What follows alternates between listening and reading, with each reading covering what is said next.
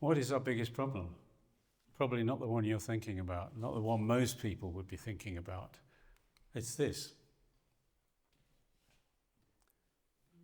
Confirmation bias, cognitive dissonance. What is that? Well, it could be that, couldn't it? Yeah? You keep talking to people and trying to be nice to them and cuddly, and they're doing that. It's a little bit more than that, of course, as we all know. This is a copyrighted image of a great artist in the world. I hope you can see some of it. I've got plans to give it to a friend of mine because his wife is a graphic designer, so it might be. But it makes a point. And we're not looking outside of what we don't see. It's a real problem. There's something else that we probably need to add to it, which is that up in the top right left-hand corner there. This applies to a lot of people, things we don't know, but we really need to know, and we're not looking at it. And that probably covers those two or three bands of the picture there. So what I want to do today, because I know Piers is addressing it as a positive look at things, but what I'm trying to make a point of, and I hope I'm making the point, is here that we need to know what we're up against in order that we can actually do something about it. So that's a lot of what I'm going to be covering today. Somebody asked me earlier about what I talk about. Usually in a couple of hours or even an hour talk, which I usually market as 5G in some way, I usually speak about 5G itself for about 5 or 10 minutes. That's it. But the fundamental thing, and the reason why I address 5G at all, is because most of what I'll use the word fighting against, cannot be done without 5G. A lot of it can be done with 4G, up to 4G. Not everything, but some of it, importantly, cannot be done without 5G. And it cannot be done without 5G connecting everything together. So on that basis, let's move forward. And I think this is another one of our problems. I've certainly hit this one. What is urgent, the firefighting aspects, is overwhelming what is important. I used to use these sorts of simple graphs many, many years ago, and more complicated ones as well, usually, because I was, okay, a computing consultant, programmer, etc. And we need to think about these things. And this little graph can help us, whether we're talking about risks or whether we're thinking about things we've got to do, tasks. So we've either got the importance or the impact, which is either high or low. So if something happens, and what's the impact? Is it high or is it low? That's important. If we're talking about risk, then we've got possibility and the impact of it happening. If we're talking about tasks, they're either important tasks or the priority is more important. So you've got to do something, you've got to do one thing before you can do another thing. So that's where priority comes in. We used to do wonderful charts called Gantt charts many years ago. So you decide where you go, and you can put, so everything in here is high. If we're talking about tasks, it's a high priority task, it's a high priority, and it's a high impact. So that's pretty important. Usually you have to make quite a decision between these two. And this one, it's low impact and low priority. So usually we don't bother with it, or mostly you can do, unless given time, it becomes more important. So for example, some of the AI people, and we're going to come on to the AI a little bit more later on, are talking about the possibility of it going rogue, the possibility of it killing everybody. And they say there's at least a 10% chance.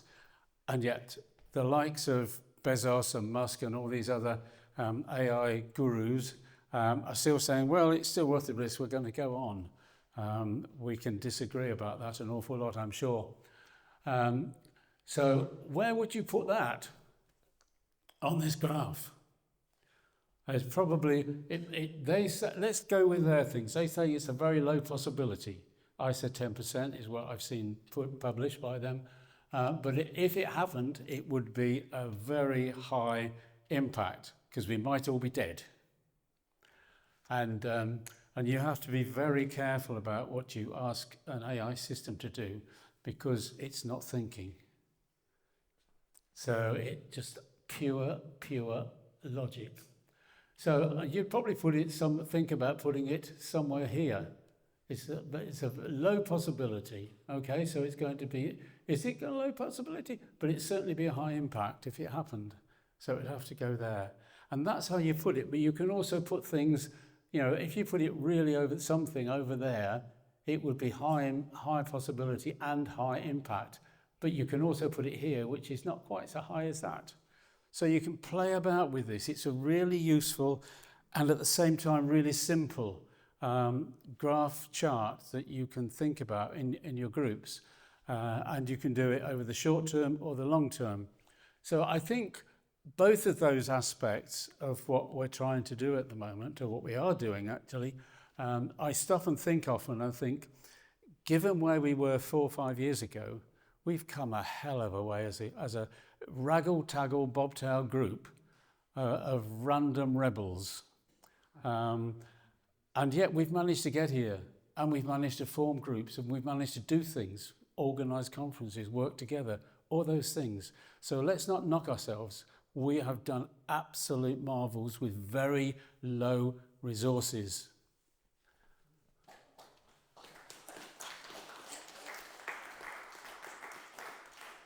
I'm just this retired guy, for goodness sake. There's probably a few retired guys around here today. And that's part of the trouble, isn't it? Sometimes. Meanwhile, what are they doing? I came across this statement in an Ericsson paper. It was actually a paper on 6G. And notice what I've put in red there. This is what they want to do, virtualize all parts of your and my life. And they go on to talk in there about fulfilling the communication needs of humans, as well, this is the important bit, as well as intelligent machines. There's a big question there. Can a machine be intelligent? Sometimes we wonder whether human beings can be intelligent as well. This is a machine. This was a friend of mine, Lucan, who's a gas engineer, and he said this. It told me to step away. And this is and they are being used. Yeah, this is a security guard. Okay, and that's a very simple machine. A very simple machine. It doesn't have any AI at all. This is a machine as well. This is called Sophia. Sophia was developed in 2016. You're a tolerably attractive young woman. You might ask the question, why did they make the first robot as a tolerably attractive young woman? And she was developed in 2016. It was developed in 2016.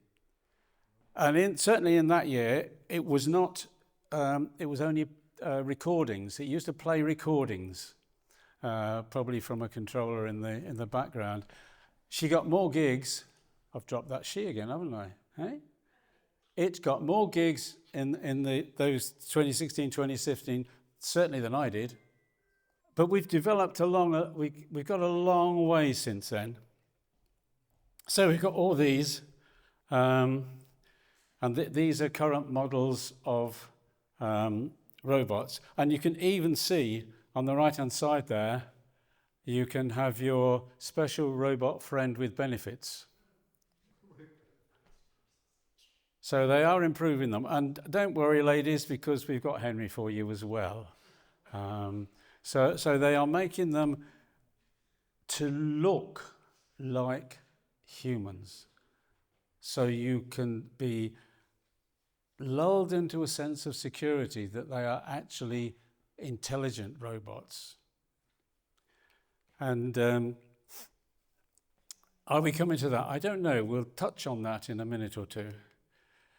They've also still got these ones here, the functional robots, but they are putting a lot more into factories and so on that are starting to have humanoid shapes, let's put it that way, even if they don't have features as well. And what about animals? Because this is what we're going to see around our factories soon. The workplace is starting to look a little different. Meet your new inspector, Animal, an autonomous mobile robot ready to optimize facility maintenance. Our one-time show-and-go process teaches the Animal where to go and what to do for repetitive inspection routines. With a customizable payload, your Animal collects and reports thermal, acoustic, and visual equipment data for a more accurate and up-to-date picture of your facility's health. Animal's design allows your robotic teammate to tackle even the most complex industrial terrain. From the factory floor to the depths of your processing plant, the Animal doesn't skip a beat. Looks like we have an issue in Sector 7. No problem. The Animal simply reports the incident so a technician can quickly respond. A collaboration that reduces downtime and focuses your skilled staff on high-value activities. Animal goes anywhere, but with a robotic fleet, you can go everywhere. Deploy your fleet throughout your plants and have your own team of robots working on different tasks around the clock. Workplaces can be hazardous or unpleasant, but Animal doesn't mind. I'm sure many of you have seen the videos that were on the various news programs of dog-like robots wandering around the war battlefields in Ukraine, looking for people. And they've got sensors on them to detect where the people are and going and machine gunning them or whatever. And they are scary things. And the same is happening with drones, of course. A drone can follow a person. Think of the stories we've had of people being targeted in Gaza. You know, the leaders of Hamas. They targeted them with a drone, sent the drone out, found the person, didn't care whether the family was with them at the time or anybody else. It would just crash and suicide the drone and just blow up. So, you know, we've got to think about the uses and the functionality an awful lot more, haven't we? Which we're not really doing. Where's it all come from? That's the interesting thing. Well, this happened in 1302. Historians know this well, and it was Pope Boniface who basically said, you know, you are not going to go to heaven unless you become a Catholic. And that was the first instance of, I think it was the first papal bull in 1302. And it was like a command, wasn't it? A little bit more modern, we come to Google doing the same thing. I can't remember, it was early this century, I know, 2004, 5, 6, I don't know. And Google made this declaration, which is not a million miles from what Pope Boniface was saying. We claim human material as raw material, free for the taking. So we're going to take your data. We're going to take your material. We claim it. It's ours. And we can ignore any consideration of your rights, your interests, your awareness, or your comprehension. We might even add, or your permission. That was a Google statement. And if you want to read the other parts of that statement went on, took that as the initial statement and developed another 5 or 6 based on that. And you can read about it in this book by Shoshona Zuboff, which is a little book, as you can see. It's an absolutely fabulous book. If you really seriously want to look into the functionality and what this can be used for and how it is being used now, think about Facebook was launched the day after the CIA closed its precursor version of what did that same thing. So think about those sorts of things, because that's where we are. It's if you don't want to carry around a big book, you can get it in Kindle as well. So that's where we're coming from. And this is what we're facing, isn't it? Because this is all coming on as part of this swamping of us with tech and AI. So what is AI? It's a huge, huge question. It's really, they want us to take it on because they give us these tools like ChatGPT and like OpenAI. And I know people who know nothing about IT who are starting to use these things. I read a book by Mo Gawdat, who's one of the developers of AI. Some years ago I read this.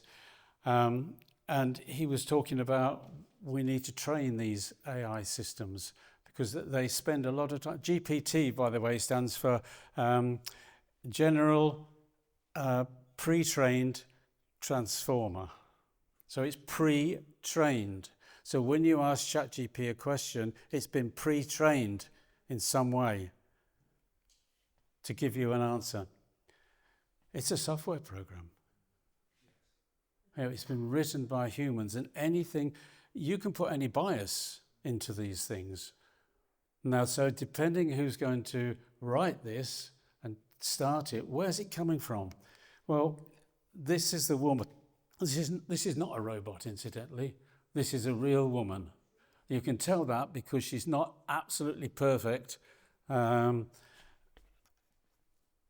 she's been at this business a little while ago. She wrote the book in 2019. This is the book she wrote. And she's talking about, it's an interesting title, The Age of Surveillance Capitalism, and we'll see more. And the important bit is this bit at the bottom. It's got to be done without you knowing that it's being done. Roger Penrose asked this question. He said this in an interview quite recently. Roger Penrose is a mathematician, a computing guy, one of those universal brains, really. And he says that it can't be AI, and anything that's like a software program cannot be intelligent unless you can make intelligence, unless you can make that software conscious. Does it know what it's doing? And that word know is really, really important. Does it actually know what it is doing when you ask it to do something? Can you genuinely answer yes? Until you can, it's not intelligence. I think the consciousness problem has been defined by many people. I think Nicholas's Bohm has said things like, consciousness is the hard problem. It's a hard problem. And Roger Penrose said this, he says, computing, which is what AI is, at least currently, is a special kind of limited mathematics. It's not intelligence. Can it do what I do? It's a great analyzer of data, absolutely, but it's an algorithm. When I was studying computing science many, many years ago, we had a book as thick as that one, which was called Algorithms. Now, many people probably don't come across algorithms very, very often, and long since I gave that book away. But you build up these programs with algorithms. And this is what the way we used to program going back to 1960, 67, 68 when I started programming. Of course, it was very different then. We didn't have an internet and all the things. But Project Censored, so I'm sure some of you have come across that. Project Censored has actually been looking at some of this with a serious approach and what they call their algorithmic literacy. And they're starting to do courses because we're seeing more and more journalism coming down to AI. The journalist will answer a few questions and it will come out. So what we're getting, of course, is these things that you can read up there. Nothing changes depending upon how it's programmed. So it's based on what we already know. That last line is probably quite important. And incidentally, I assume you can all read okay, so I don't need to read these slides out at all, so I hope that's understood. This is a data center. Now look at the size of those cars down there. It's huge. Google has got at least 20, probably more by now. There's a special company in London near Victoria that is specialist in building these. There's 2 in central London already. Why would you want to have them in central London? So they say on their blurb, and they're putting in planning applications for another one somewhere in London as well. Now, this is the data that we hold. So it's all data. It's what we know. It's what we've stored. I want to ask you a question. What are these data centers for? What data? What data are they holding? Because, tell me, take a guess, how much data as a percentage was stored or claimed to be stored at these dates? Okay, 1986, any ideas? I'm just throwing a number in there. Okay. Okay, 2000? It's a bit of a guess, isn't it? Okay, right. But the important one to notice is 2013. In 2013, Google and other collectors of data said they had collected all the data in the world. Books, leaflets, research studies, music, poetry, all of it. So if in 2013 we had all of it, now, okay, I know there's a few books written every year, a few extra research studies, extra bits of knowledge, new train timetable, wisdom for the cricket lovers, and so on and so on. But that's not going to come anywhere near to filling this. I can get most of that on my laptop, for goodness sake. So what is it? What are they going to put on there? Why do we need them? Is she right? Let me tell you, she is right. Because I forget the exact figure, but when you go for a walkout, have a look at all the cameras around. And in London here, you're doing pretty well for cameras. You've got thousands and thousands of them. And also we see it every day on our computers. You may not be able to read that, the back. We can't verify that this email came from the sender, so it might be safe not to respond to it. That actually came from somebody I know. So they're going to be telling you those sorts of things now. How do they know that? How do they know it's not safe? How do they suspect that Brian's email to me is not safe? Where did it come from? And you're going to get this as well. And this happened to me. This is literally from that computer the other day. How do they know that? They know it wasn't a new device, and that's important to note because they got that wrong. I keep saying they. Who they is, I really don't know. But it was the same computer in the same location going to this website. I can't remember which site it was now. PayPal. They told me they got me a commission or something, so I was going on to it. So they know it's Firefox, they know I'm in Wolverhampton, and they know the date. And they think it could be a suspicious action. think of the data they've got to collect just to be able to do that. And that's trivial. But the data they've got to get for that. So this is going on all the time. We get these now as well, don't we?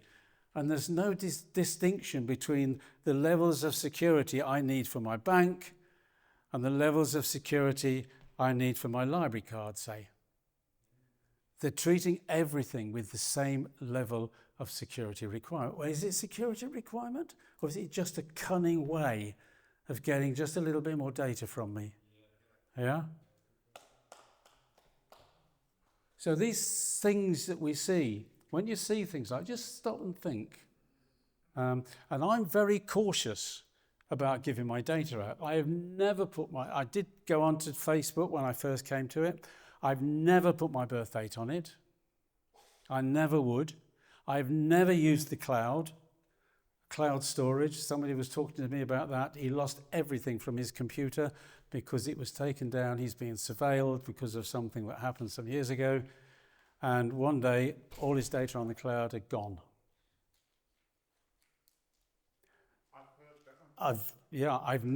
So that's one reason why I've never done that. Maybe it's the knowledge of being an IT professional for 30 years or so. But it's important, and now this is what they're saying.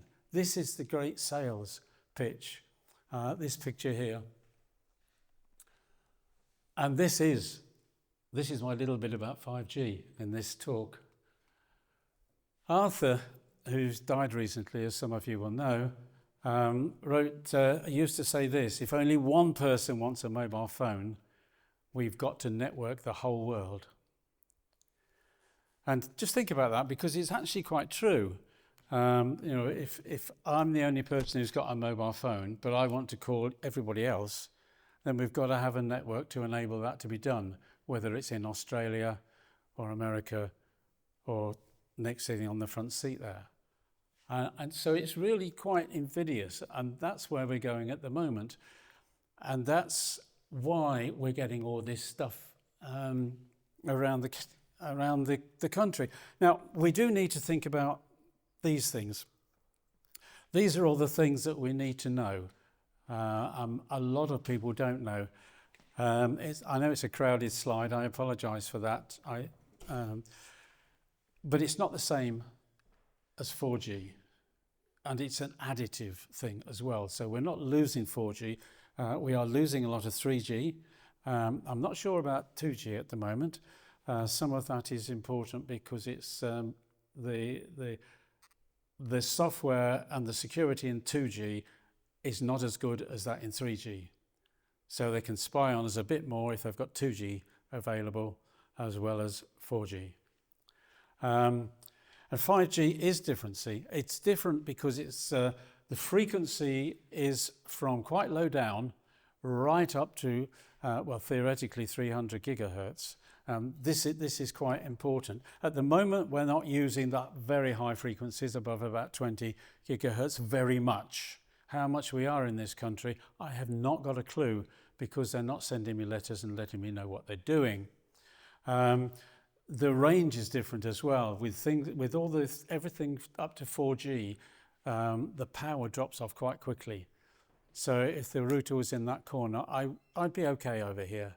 But with 5G, it's different, particularly because of that last thing. It forms beams, what they call collimated beams, and they will go on unless they're blocked by something.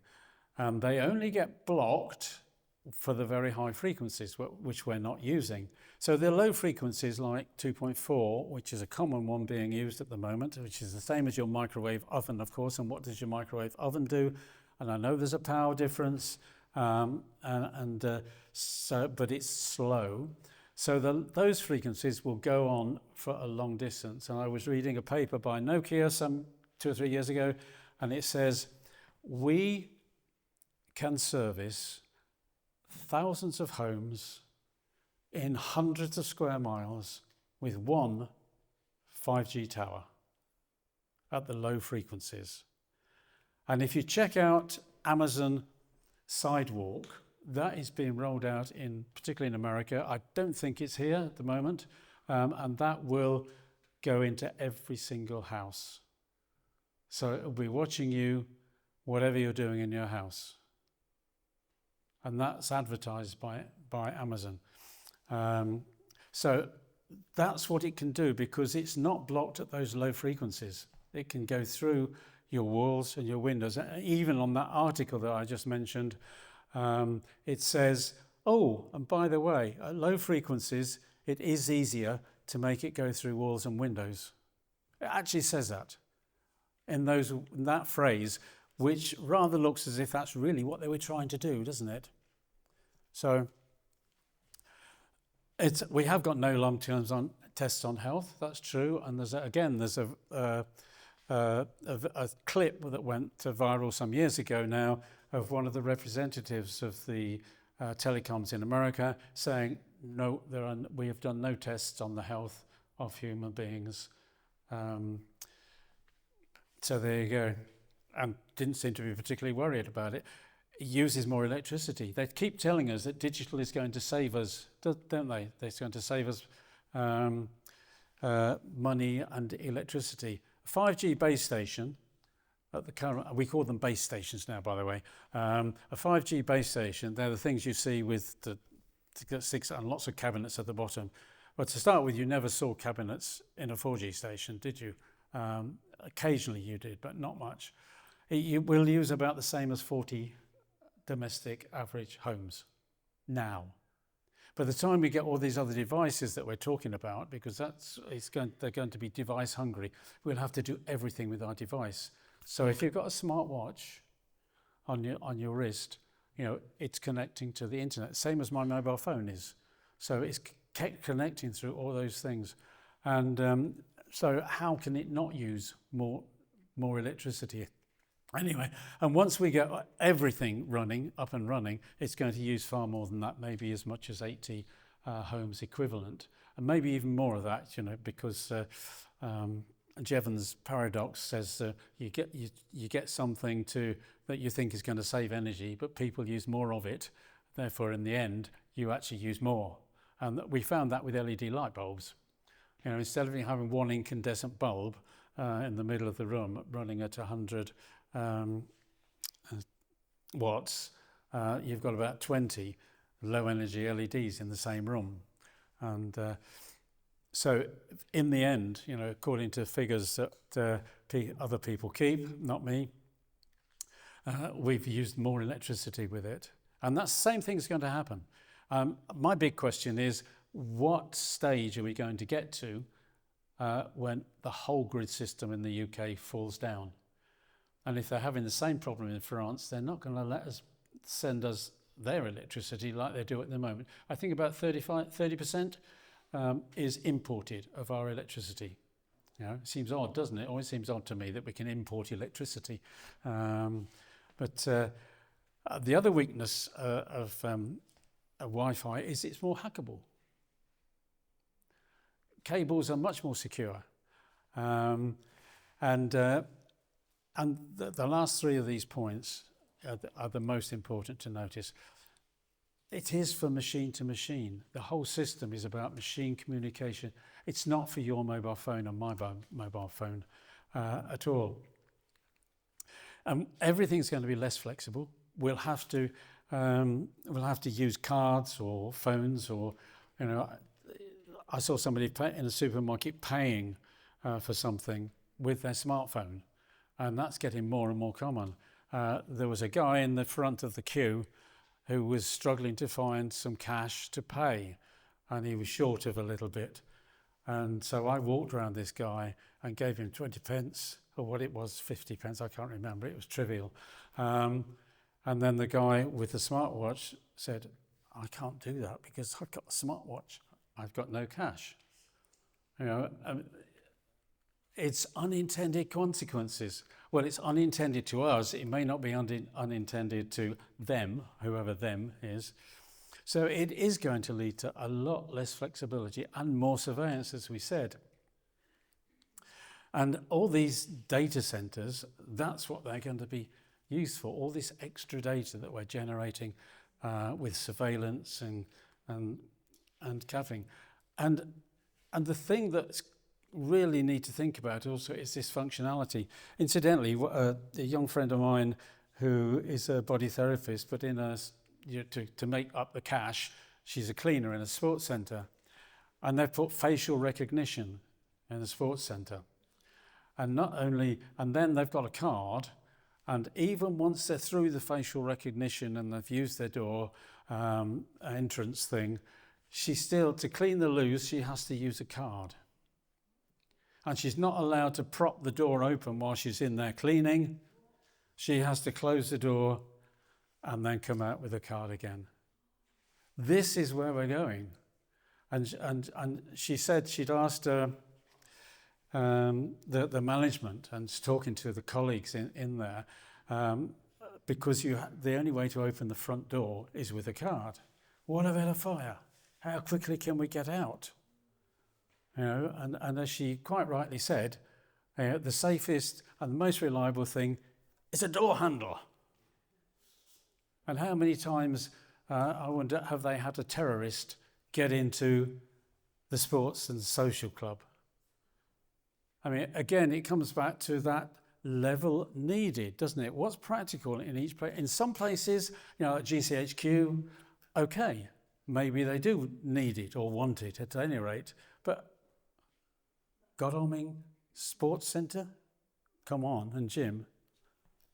These are the things we need to start raising issues with. Not always the big ones. I'm totally with Piers about climate change, absolutely. But where we see it every single day is in these sorts of things. And we get devices on our body. I mean, incidentally, devices on your body mean you can be targeted. So, I'm pretty sure, I'm on somebody's watch list. I'm even surer that Piers there is. And it's not because anybody loves me. I can promise you that. AirPods, or not only do AirPods radiate your brain right across the middle, so if you've got any children, teenagers with them, then get them off their AirPods, give them a cable of some sort. But they're also, I've learnt recently, surveillance devices. They're taking measurements of your brain. Anybody heard of that? It's only the last few days I've read something about that. I want to chase it up to make sure. But why wouldn't they do that? Your health data, wide body area networks, anybody? This is all the surveillance that's coming along. And even, and that's behind all the scanners and cameras, and we see it everywhere. And your smart meter and for your electricity, water and gas, they're also surveilling what's going on in you. I put the word potential in front of the next line, quite deliberately, because it can be used, they can of course be used for ill and for bad. As we often say, a kitchen knife can be used to cut up your food, it can be used to kill somebody. So could a biro actually. If I stuck a biro in your eye, madam, you wouldn't like it, would you? It becomes a weapon.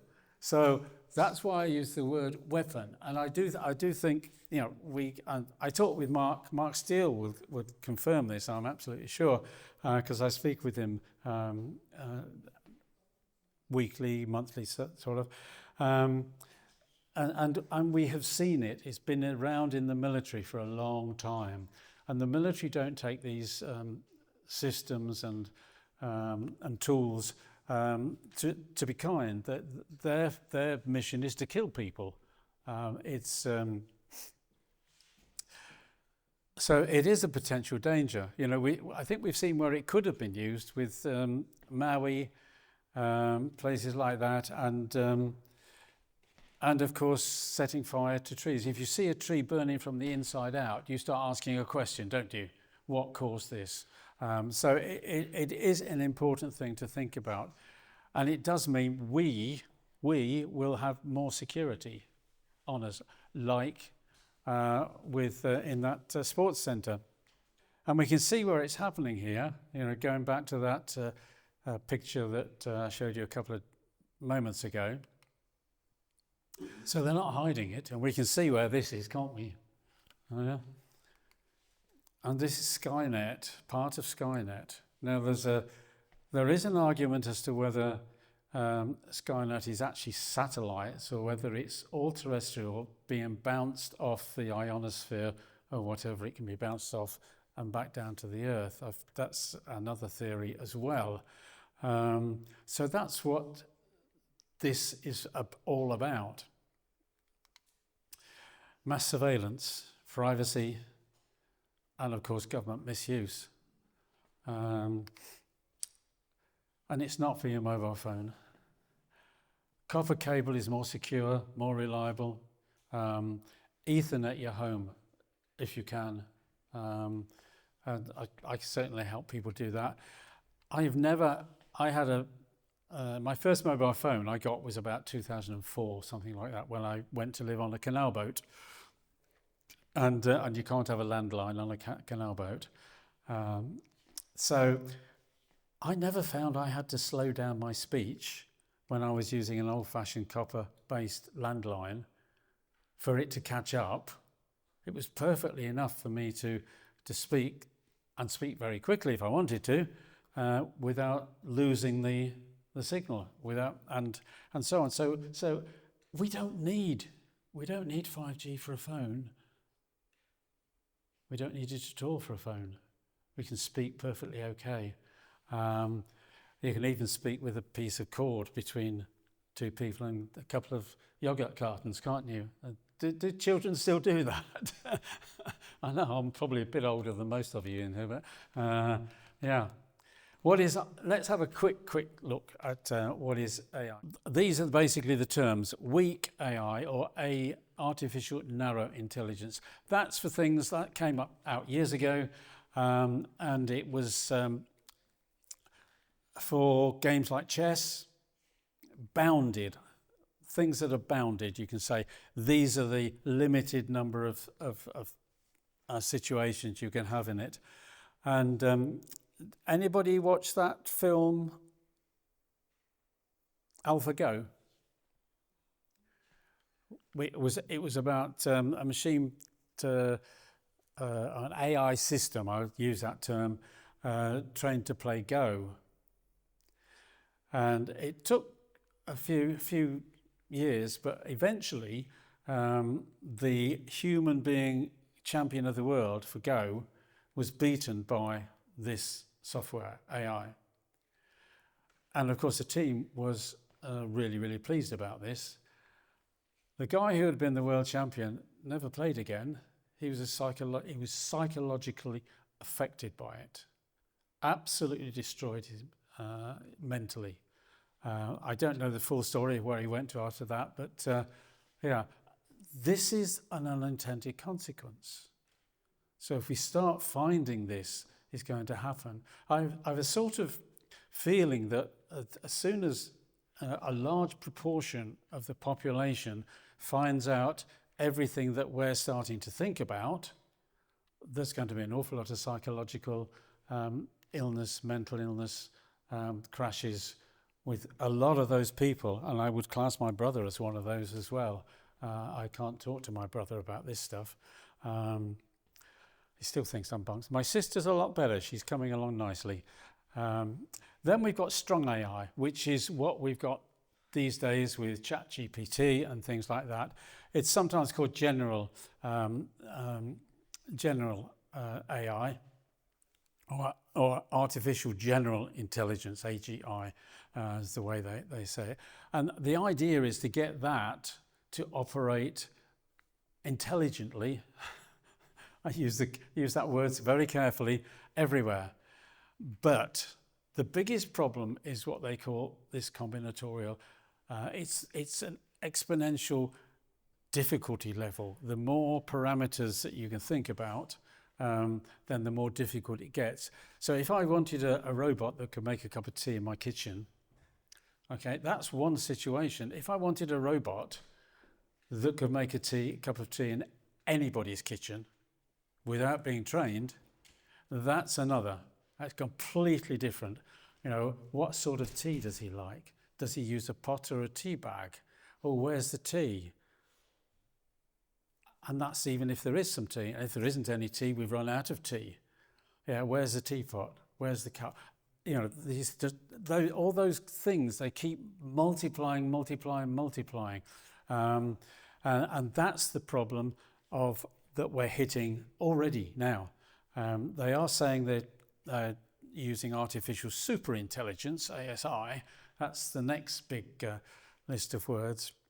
But I have heard some of these AI academics talking about it, and you know, they do start to admit that there are problems and issues with making this work. But having said all that, is it good for anything? Actually, it is. You know, this sort of software can be, I think, really quite good. Music, we get compositions now, particularly in the pop world, which are AI developed, or totally AI, including the words, the music, and so on. Now, some people, if they've got a good ear, can tell that straight away. I'm not sure that I could. I did watch a little clip from Rick Beato. Anybody heard of Rick Beato? He's a really, I would imagine he's a fabulous musician, but he's one of the interesting ones that looks at everybody else's work as well. And you know, if somebody hits a flattened 15th, he can hear it. You know, that sort of guy. I had a harmonica tutor who could do that as well. But will it actually take over? You know, will it write a piece, you know, like Bach, for example, Goldberg variations or something? Will we ever see that from an AI? I don't know. I don't particularly like to think. You could say art as well, and it comes into that. Education, I feel a little bit more strongly about, because everything I've read about education says the best way people learn, children particularly learn, is with a teacher, a human being, and a book, and a piece of paper, and a pen, not through anything computerized. And I've read that in several places as well. I don't study it a lot, you know, but I hear that the level of general intelligence is going down and down all the time. It can be used for internet searches, but then so can a normal search. Because if you use an AI system like ChatGPT, OpenAI, it's going to use, I think it's something like 60 times more electricity and loads more water, because those data centers are powered by electricity and they need a lot of cooling. Now, Google and Microsoft are both ordering nuclear generators for their data centers. I think Google's got some of these mini ones, you know, the small ones, which might be thorium and a lot safer, I don't know. And Microsoft is trying to get 3 Mile Island up and working again. So if you've been following this for a few years, like I think it was was it in the 50s or the 70s? I can't remember, that 3 Mile Island had a major leak, nuclear leak. Anybody remember that? 70s, yeah, you might be right. Yeah, thanks, Katrina. So let's cut out internet searches for the sustainability of it. This is where it could be really good. The next point, check-in logic. I'd love to be able to say, can you we've had this act, this parliamentary act, since 1660. What is still valid in it, and what isn't, and what's been dropped? You know, I do have to read, as Nicholas will know, I do have to read acts and parts of acts. Fortunately, it's parts of acts in the main, and things like that, regulations and so on, planning regulations, and I could really do with the help of reading that. So you could put it on there. Robert Odeck has written a package that people can use if they've got a problem with their council tax or a parking fine or something like that. So he's written that, which I'm told is quite good. I don't have it myself. Automation of factory process can certainly help in that. And in one sense, at least, that's more what it's being designed for anyway. We've had robots in factories for a long time, and they can be run without actual AI in the main. But if there's a better system that they can use and do more, then maybe that's a good thing. But of course, what do we do as workers? That's again a big social question, and nobody is really addressing these social questions. Pattern recognition, it's rather like that security guard was probably doing. It recognises something coming into its image and moving. So again, things like that they can do, and spotting something unusual, which again was what that was doing. Undoubtedly, it wasn't a very sophisticated AI system. We've covered bounded tasks like games and chess and so on. Medical diagnostics?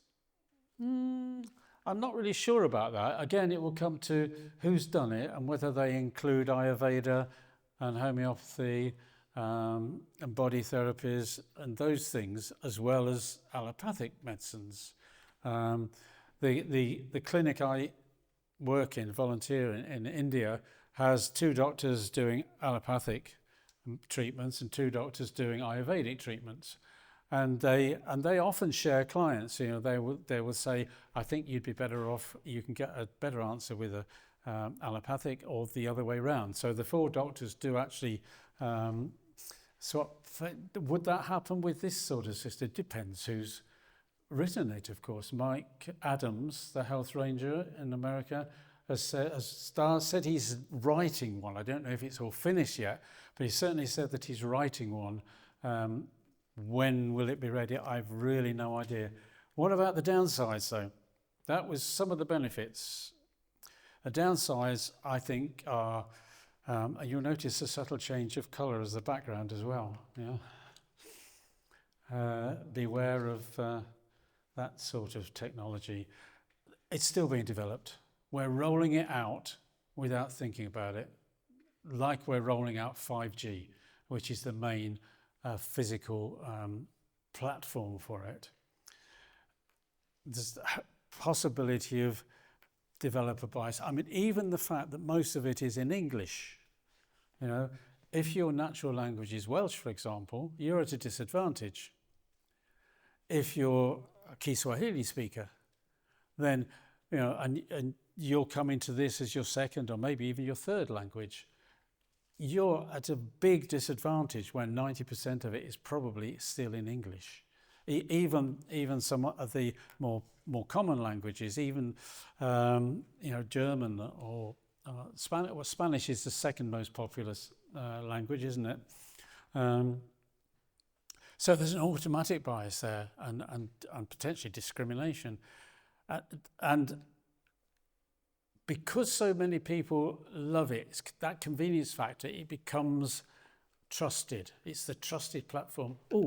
I'll go again. I was in India, and we lost all the power and the internet connection in the clinic, and there were other volunteers there as well at the time, just a few, and they were really panicking when they couldn't use Google.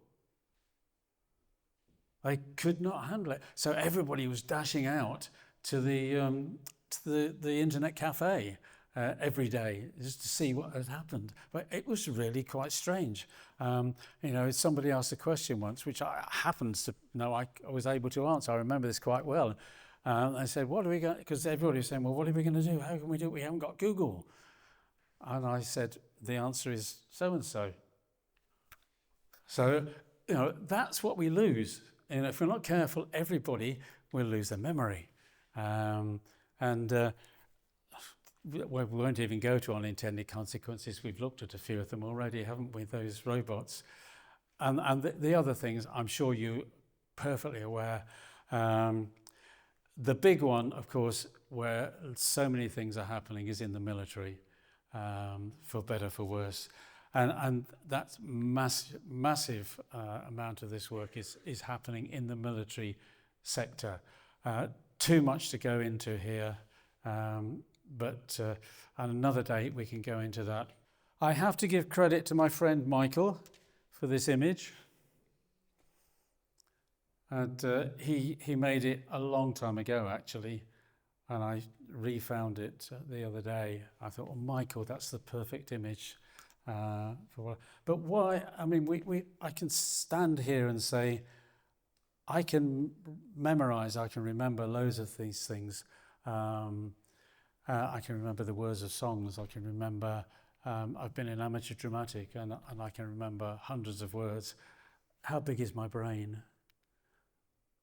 I can think back to my childhood, which was a long time ago, and remember things from there. But my brain doesn't need a big data center, does it? I'm going to close round about here. I don't know how long I've been, but thank you for listening.